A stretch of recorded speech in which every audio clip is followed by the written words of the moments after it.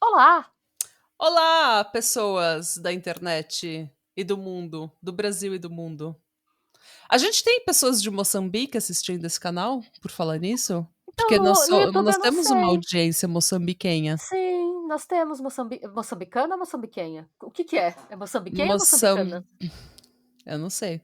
Nos Eu nos não, contem, vocês eu de não sei Moçambique porque, estão por aí? obviamente, eu não planejei essa entrada, né? Essa introdução. Porque nunca eu planejo. A gente só começa a gravar e daí quando eu começo a falar, às vezes eu não tenho um plano. Na Eu maioria das vezes, eu não tenho um plano de como que eu vou terminar. Eu só começo a introdução e eu não tenho um plano de como que eu vou terminar. Então, eu eu tô também. literalmente fazendo Michael Scott aqui, eu só fico falando até alguma coisa fazer sentido. Então, é isso, gente. Mas então, se você é de Moçambique, você tá aqui, dá um oi pra gente, fala um oi. Olá! E se inscreve no canal e dá um like. Sim, E se dá o você like. não é de Moçambique, se você é do Brasil, ou da Noruega, ou da Irlanda, ou de onde você for, dá um like, se inscreve no canal e comenta. Bom, Vamos. hoje sou eu que vou contar uma história para vocês e eu vou contar a história da seita com a duração mais curta que eu já ouvi falar. Se tem uma seita que durou menos que essa, eu nunca ouvi falar, gente. Então, se você ouviu, por favor, já comenta aqui. Mas eu vou falar de uma mulher chamada Madalena Solis. Você já ouviu falar dessa louca? Hum. Tá com delay? Não, eu tô pensando. Ah, tá. Desculpa, não tá com delay, eu que tô. É que normalmente tem delay no meu. Eu falei, preciso ver minha internet de Não, novo. é que eu tava com medo de. Eu vou te perguntar pra eu não dar spoiler, eu vou cortar essa parte. Ouvintes, me perdoem. Mas então, voltando. Ouvintes, eu perguntei pra ela, quase dei o spoiler, mas eu já conhecia. Porque Ah. esse nome ficou muito marcado pra mim. Cara, esse roteiro é muito louco. Nossa, Essa história é muito louca. ouvintes, se preparem, porque E o essa pior história é de tudo maravilhosa. é que esse é o tipo de história que eu queria ficar dias pesquisando. Só que todas as fontes falam exatamente a mesma coisa. E as minhas fontes estão aqui embaixo, gente, na descrição desse vídeo. Ah, se preparem, vai ser muito maluco. Porque. Mas eu queria muito ler algum livro ou fazer alguma coisa, tipo, só que eu não achei nada, assim, que eu pudesse ouvir, ou que eu pudesse comprar online, ou que eu. Sabe? Que não tivesse na Wikipédia ou em artigos da internet. Só que todos esses artigos, eles eram relativamente bem superficiais. Eu falei, eu vou fazer um vídeo, pelo menos, pra gente ver essa Thor e de repente a gente discute e acha mais material depois, né? Mas então, o nome dela é Madalena Solis e ela era a Gran Sacerdotisa de la Sangre. Estamos falando da grande sacerdotisa de sangue, gente. Como que era o nome que eles falam? High Priestess of Blood. A Madalena Solis foi uma serial killer barra cult leader, né, líder de seita mexicana, responsável por pelo menos 8 assassinatos. 8 que a gente saiba, mas alguns especulam que pode ter sido até 15. Isso que a gente sabe, porque a gente não sabe direito da vida dela antes, né? Porque ela era bem uma mulher da vida antes. Então, e é difícil porque a gente não sabe nem que data correta ela nasceu. Em todas as fontes eles falam entre 1933 e 1945. Ou seja, em qualquer ano. Ela nasceu em qualquer ano. Ela nasceu em Tamaulipas, no México.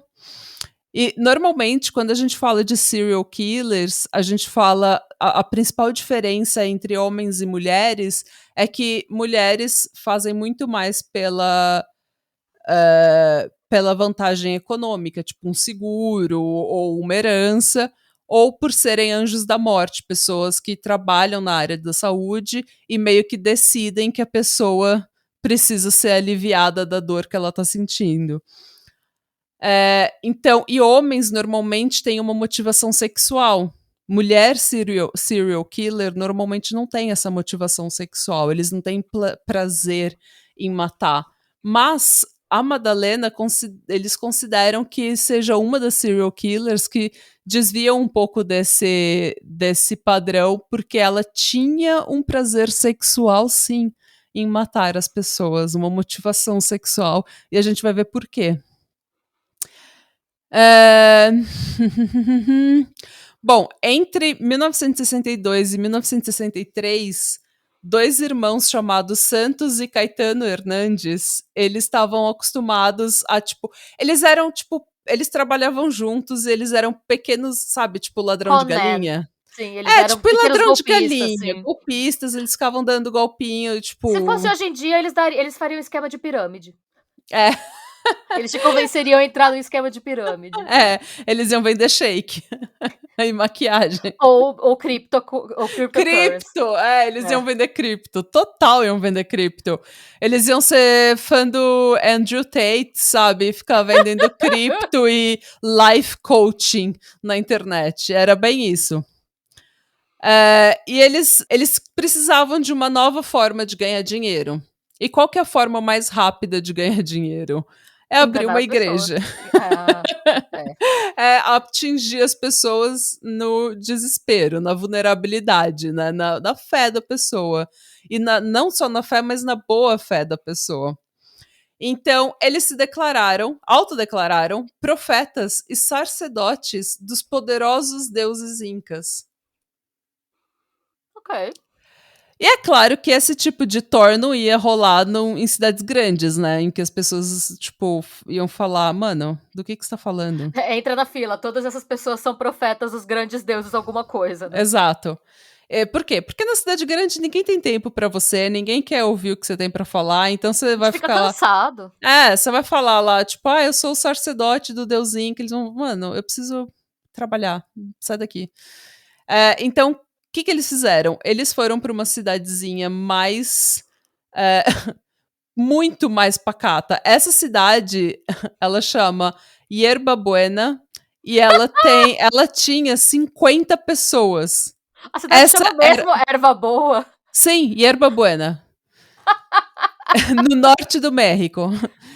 E tinha 50 pessoas na cidade.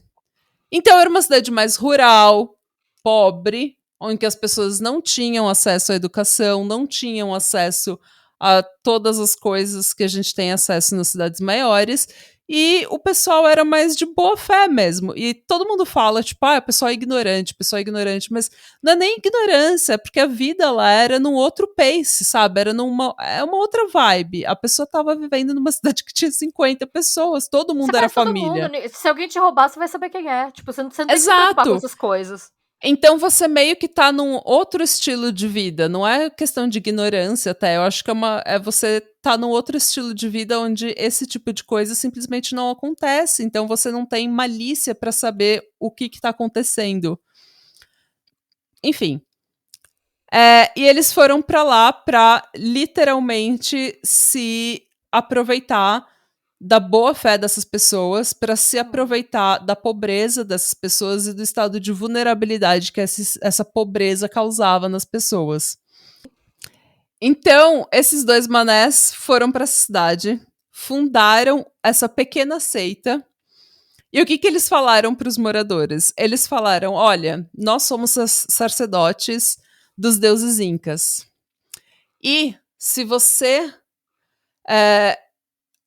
adorar os deuses incas e, através da gente, pagar tributos aos deuses incas, entenda-se, dinheiro, os deuses incas irão retribuir a sua adoração e seus tributos, lhe mostrando onde estão os tesouros escondidos. Porque essa região era uma região com várias cavernas, e eles falaram que os deuses incas tinham tesouros nessas cavernas. E tudo iria ser revelado a quem cresce nesses deuses. Não, e ainda tem toda uma. Ainda existe toda uma narrativa, porque falam que muita coisa da cultura inca se perdeu, né? E tem muita coisa, por exemplo, quando você olha a forma como o Machu Picchu foi construída e a forma como eles acompanhavam o movimento dos astros, era considerada muito avançada para a época. Então, Sim. tem várias teorias Só que alternativas. nada disso era no México. Sim. Não, não era. Não tinha Nada nada a ver com disso era no nada. México. No México estavam os astecas, que era uma Aztecas, outra cultura sim, completamente diferente. sim, não tinha nada a ver. Não, Eles cataram, eles acharam que os incas tinham chegado no México e enterrado o tesouro lá, é isso? eles falaram, se você adorar os deuses incas e pagar tributos a nós, sacerdotes, entenda-se, deuses incas, eles vão revelar a todos os seus adoradores onde estão os tesouros escondidos nas cavernas da região. Porém, nada disso será revelado a quem duvidar dos deuses. Tatu Canara curtiu essa fanfic. Pois é, e daí eles criaram essa pequena seita com mais ou menos 50 pessoas, porque praticamente todo mundo da região, né, da cidadezinha, falou: ah, beleza. Não fazendo nada. Tô fazendo nada, né? E como eu falei, era uma cidade extremamente pobre e pobreza gera muita vulnerabilidade nas pessoas. Se alguém fala pra você que existe essa possibilidade, isso na década de 60 também, tá, gente? Então, se você fala que pra uma população inteira que, tipo, existem tesouros guardados nas terras que os deuses podem te revelar se você adorar. E é aquela coisa, pensamento de grupo. Um começa a acreditar, daí o outro meio que começa, porque aquele um acredita, e daí é fácil você conquistar 50 pessoas. A gente conquistou muito mais com esse vídeo. É verdade. E a gente nem tá prometendo tesouro nenhum. Não. E também acho que tinha todo um mise-en-scène, eles vinham com umas roupas, eles tinham todo um estilo pra meter o louco, né, pra dar o golpe, né. Sim, eles eram bem teatral, pra falar assim. E vocês vão entender o que aconteceu depois. Só que assim, então assim, a população começou a adorar os deuses incas, dando tributos, dinheiro e uma vida boa para esses sacerdotes. Por que é tão difícil falar sacerdotes? Sacerdote. Sacerdote? Isso, Sacerdote. sacerdote. Por que é tão difícil falar essa palavra? Não sei. Então, e eles estavam vivendo lá a boa vida, só que eles não estavam simplesmente cobrando dízimo. Eles também estavam cobrando favores. Aí já começa a dar errado, né. Não. Era tipo. Eles começaram a pedir favores e organizar orgias regadas a drogas. Principalmente maconha e aquele. Como que é o nome daquele cacto? Deixa eu ver. Peiote. E então. Eu achei engraçado rolar uma orgia regada a maconha em erva buena. Pois é. Okay. Dizem que vão legalizar a erva da Jamaica, mas se for verdade a rua vai virar fumaça. Mas ainda assim é triste. Né? A peiote é uma coisa mexicana, acho que tá, né, na vibe. Agora, erva buena. Eles estão errados, gente, eles podiam criar muito mais dinheiro se eles cultivassem a erva buena. Pois é, mas Nos eles anos não. 60. Mas não. isso dá trabalho, e eles não queriam ter trabalho, eles queriam ter orgias. Tá bom. E o pior é que, assim, começou a dar muito errado quando eles, inclusive, começaram a envolver gente muito jovem da cidade. E, inclusive, crianças em tais orgias regadas. De novo, não existem muitas fontes sobre esse caso, e então fica meio que no disse que disse, não sei se é completamente verdade, mas há relatos de que crianças estavam envolvidas também. Só que não demorou muito, a população que não é trouxa começou a falar. E aí, né? Tipo, eu tô aqui sendo literalmente um escravo sexual desse sacerdote. Nem queria entrar nessa orgia, me obrigaram. Nem queria entrar nesse rolê, né? E agora tô pagando, não tenho mais dinheiro. E cadê o tal tesouro escondido nas cavernas? E daí a população começou a ficar impaciente, e eles falaram, mano, a gente vai ter que vir com uma outra, né? Uma outra coisa aqui para manter esse povo interessado, porque daqui a pouco vai todo mundo começar a abandonar a gente. Então, eles foram para a capital do estado, que é Monterrey, e foi lá que eles conheceram a Madalena Solis, que trabalhava como profissional do sexo, estava em situação de prostituição, e o irmão dela, que era o cafetão dela, chamado Eleazar. E assim, a gente não sabe muito da história da Madalena, como eu falei, a gente não sabe nem onde ela nasceu, como. A gente sabe que ela nasceu lá, mas a gente não sabe que ano ela nasceu. O que a gente sabe também é que ela teve uma vida bem difícil, com muita pobreza, e que ela teve que entrar numa situação de prostituição muito jovem. Então ela meio que se virava como dava, sabe? Ela fazia o que ela tinha que fazer e é isso. E daí os irmãos Hernandes convenceram ela e o irmão a ir para Yerba Buena para fazer parte dessa seita, dizendo que ela era uma deusa, a reencarnação de uma deusa. E eles foram. Foi bem tipo, mano, a gente faz o que a gente precisa para se virar. Fazer Hustler. nada. Tô fazendo nada, né? Mas então, eles então convenceram a Madalena e o Eleazar a ir para Yerba Buena e fazer parte dessa seita. E eles introduziram ela na seita dizendo que ela era a reencarnação da deusa azteca Coatlicue. E foi extremamente teatral como eles fizeram isso. Tipo, eles literalmente colocaram espelhos e pó, tipo, fizeram uma fumaça. E, mano, do nada ela aparece vestida de branco, dizendo que ela é a reencarnação da deusa azteca e que ela tá lá pra revelar todos os tesouros dos deuses que tá escondido na caverna. E esse povo tá todo numa caverna, tá todo mundo trilouco de droga, tá todo mundo achando que, ei, deve ser verdade, a gente tem agora uma deusa. Tá todo mundo simplesmente compra que ela é a reencarnação de uma deusa e que agora ela e o irmão dela, o Eleazar, são sacerdotes. Não, o Eleazar, junto com os irmãos Hernandes, são sacerdotes dessa reencarnação da deusa.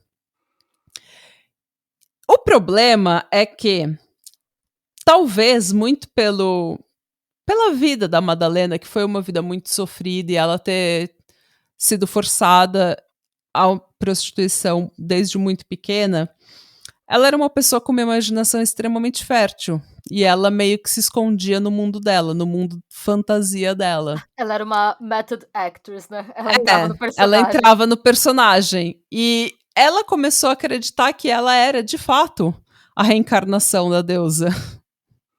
Por quê? Você tem que pensar também que era uma pessoa que teve uma vida extremamente difícil, extremamente pobre. Sempre teve que dar os pulos dela pra comer. Sobreviver. E daí agora ela chega nessa cidadezinha em que tem 50 pessoas dentro de uma caverna tratando ela como se ela fosse uma deusa e dando toda a atenção e o carinho e tributos e comida e favores sexuais pra ela. Então ela é literalmente a deusa. E entrou, tipo, subiu pra cabeça, gente. Tipo, ela começou a real acreditar que ela era a reencarnação de uma deusa. E daí começou a complicar, porque não passou muito tempo, obviamente, tipo, passou 2 semanas e todo mundo começou a ficar um pouco desconfiado. E 2 caras falaram, mano, esses sacerdotes e essa deusa é uma piada, eu vou sair, vou cair fora, eu não aguento mais, eu sou explorado sexualmente direto nessas orgias, eu não quero estar aqui. Né? Ele está sendo explorado financeiramente. Financeiramente, eu tô dando tudo que eu tenho pra essas pessoas e isso cadê daqui... o ouro? E cadê o ouro? Cadê o tesouro da caverna? Não tem. Então, eu vou sair daqui. Eu não sei se eles falaram pros outros que eles iam sair da seita ou se eles foram descobertos saindo da seita. Eu sei que eles foram levados até a Madalena e a Madalena falou que isso era um absurdo e que ela estava se sentindo traída e que eles tinham despertado a fúria dos deuses incas e astecas. Eita! E ela organizou e ordenou o linchamento dos 2. A mob mentality entrando. Pois é, pensamento de grupo nunca é bom. E assim, os outros da seita começaram a ficar com medo dela, porque eles falaram, Também. agora eu não posso sair, porque essa louca vai me linchar. E daí ferrou, gente, porque daí o comportamento dela começou a escalar e fugir total do controle. Além dos favores sexuais e orgias, incluindo com menores de idade, né, tipo exploração sexual de menores de idade, de adolescentes e de crianças, ela também passou agora a exigir sacrifícios humanos. Porque não tava ruim o suficiente antes, Porque ela é né? uma deusa, Renata, porque ela é uma Ok. deusa. Como uma deusa. E daí, mano, toda vez que alguém ameaçava sair da seita ou que alguém tinha alguma disputa com ela organizava um ritual onde eles eram espancados, queimados e mutilados pelos outros membros da seita. E como eu falei, essa cidade tinha 50 pessoas. Então você está sendo espancado, queimado e mutilado por gente que você conhece a sua vida toda, pela sua família, pelos seus vizinhos, seus Que amigos. triste, né? É extremamente triste. Então, o descendente, né, depois de ser espancado e mutilado e tudo mais, ele era pendurado para sangrar até a morte. E o sangue escorria num balde ou numa vasilha e depois era misturado com sangue de galinhas sacrificadas e colocado num cálice. Esse sangue do descendente com as galinhas, esse sangue era então consumido pela Madalena, pelos sacerdotes e depois pelos outros membros da seita. Era tipo uma comunhão satânica. Uma comunhão inca/asteca. Mas também satânica, Mas também porque eu acho que satânica. tem um negócio muito ruim nisso. E Do meu lado assim, hipocondríaco não curtiu nada. Eu tô pensando em coliformes fecais, tô pensando em doenças, tô pensando em galinha louca. A doença da galinha sim, louca, sei lá. tudo. É. E eu não dividiria um cálice com ninguém, nem se fosse para beber água. Uma pessoa que eu não conheço. E assim, o que eu ia falar? Esqueci. Então. E eu acho que porque eles estavam dentro dessas cavernas, com essa louca falando que ela era uma deusa, E e o 3 sacerdotes, e o conha, e tetas e palavras e palavras e tetas. Gente, foi uma piada com o episódio da Mata Hari. Se vocês não ouviram no podcast, o link vai aí embaixo. Vai lá, que tá maravilhoso pra conhecer a verdadeira história da Mata Hari, gente. Mas, então, e daí ela tá lá, tipo. E você tá sendo. E sangue, e maconha, E você tá sendo, literalmente, você tá sendo explorado financeiramente, sexualmente. Todo mundo da cidade tá envolvido, sua família tá envolvido. Eu acho que fica, tipo, meio um bolsonarismo, sabe? Que você não consegue sair, fica Sim. aquela Thor. E daí. Mas então, eu acho que o pessoal começou a realmente acreditar que se eles tomassem daquele cálice, tomasse o sangue da pessoa que eles tinham linchado, que aquilo ia dar poderes sobrenaturais para eles, porque isso é algo que a gente fica sabendo depois, que eles realmente acreditavam. Mas enfim, não demorou muito, ela, né, tá lá se sentindo a deusa, ela começou a se sentir realmente uma deusa asteca e começou a meio que trazer de volta alguns hábitos de deuses astecas. Ai, Por minha Nossa exemplo, Senhora. arrancar o coração das suas vítimas para consumo próprio. E esse arrancar o coração podia ser antes ou depois da morte da pessoa. Ela fez isso com pelo menos 3 pessoas que a gente sabe. Mas dizem que foi com todos. Enfim. Enquanto isso, o governo não faz nada, a fofoca não vazou pra lugar nenhum, que tem uma Ainda cidade... Ainda não. Mas é isso, gente. Tudo isso tá acontecendo regado a sexo e droga, e essa Thor continuou por 6 semanas. E 4 pessoas mais foram assassinadas. Então, até agora, são 6 pessoas que estão assassinadas. Até que, em maio de 63, um menino de 14 anos que tinha ouvido rumores dessa Thor toda na região, ele tava andando por Yerba Buena pra, né, tipo, ver qual é que era. E ele ouviu, numa caverna, ele ouviu gritos e palavras e tetas e palavras. Ele E ouviu ele, o surubão da caverna. ele foi lá ver que esbaque era esse, ele foi lá ver o que era isso.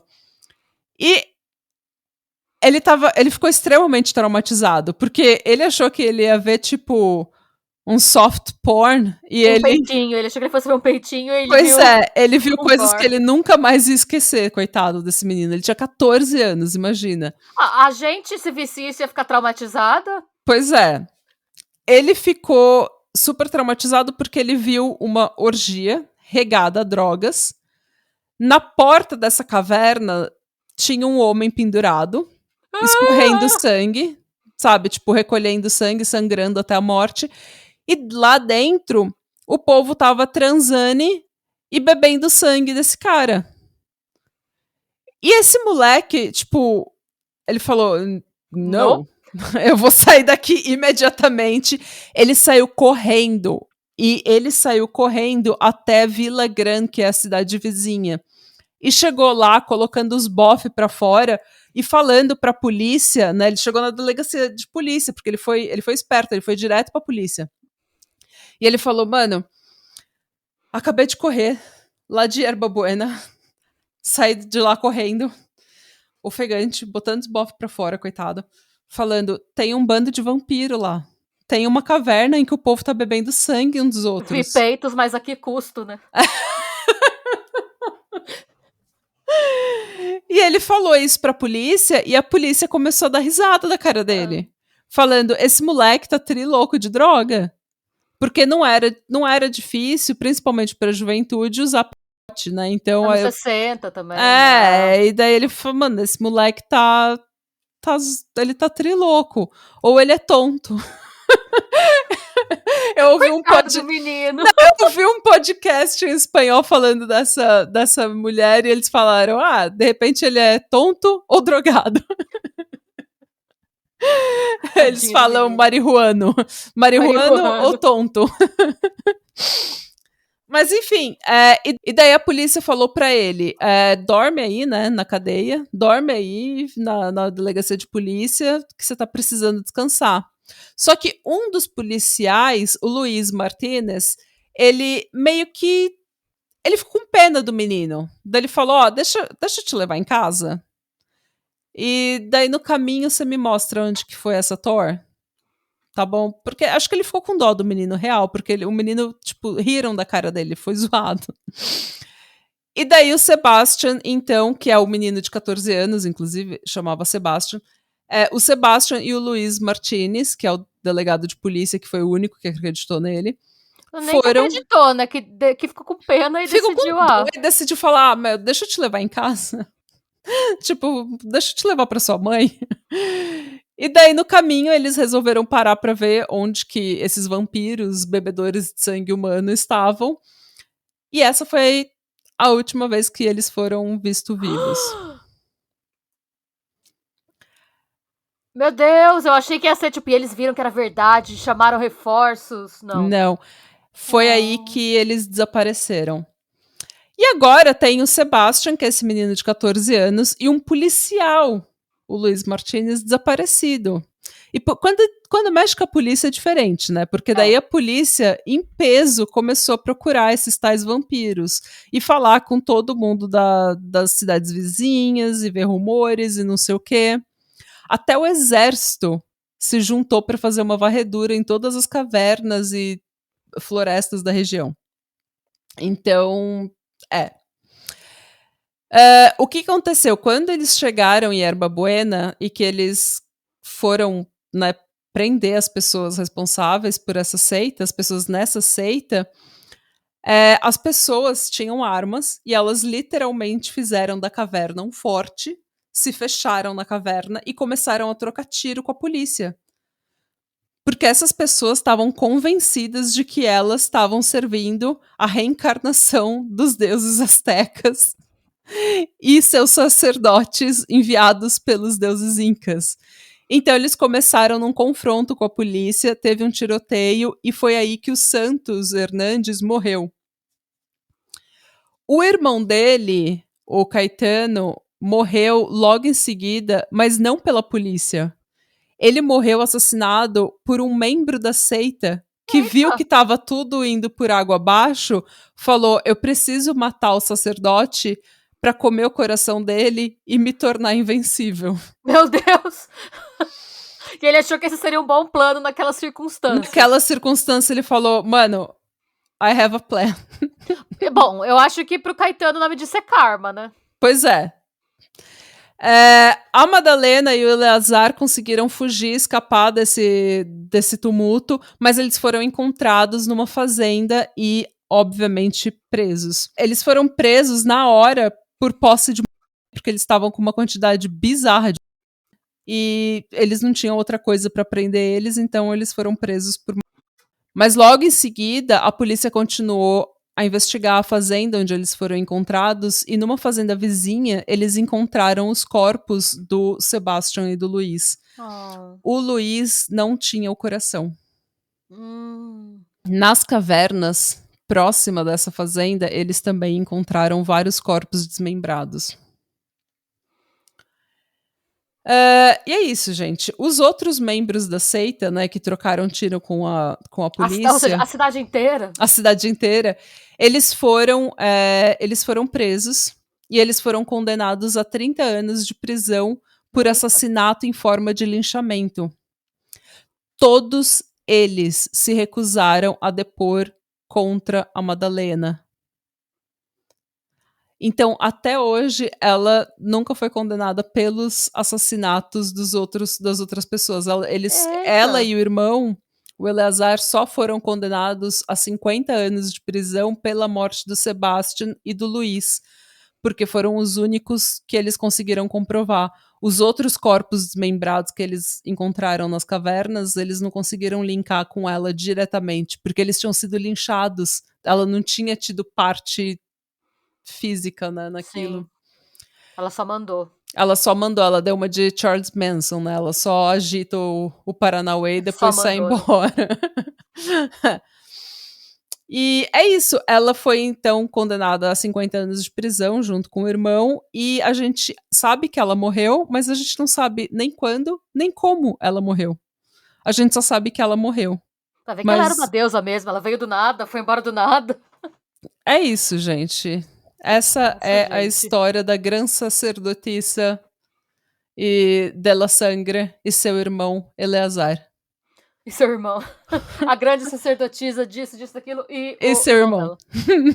Eleazar. E dos irmãos Hernandes, né? Que eram.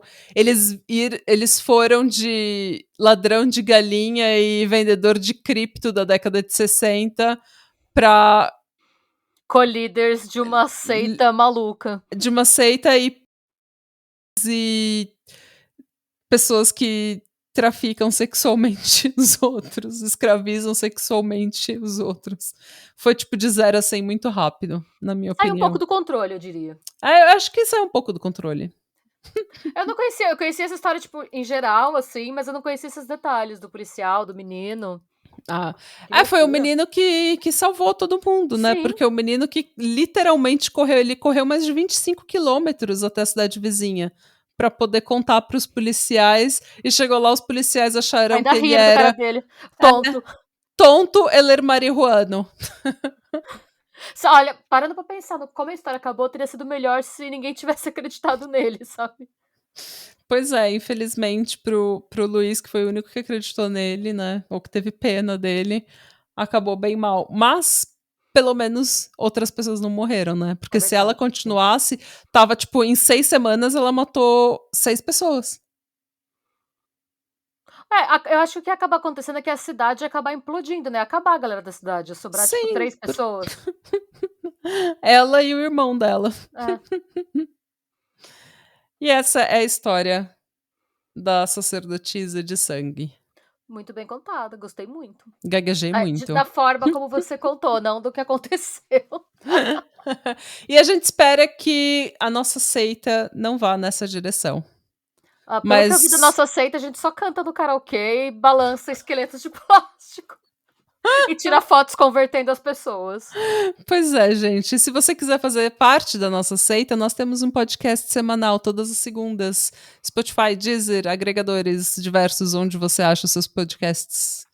Vai lá procurar a gente. Se você quiser seguir aqui episódios inéditos que não tem no podcast, se inscreve no canal, ativa o sininho, comenta, dá like, faz tudo aquilo.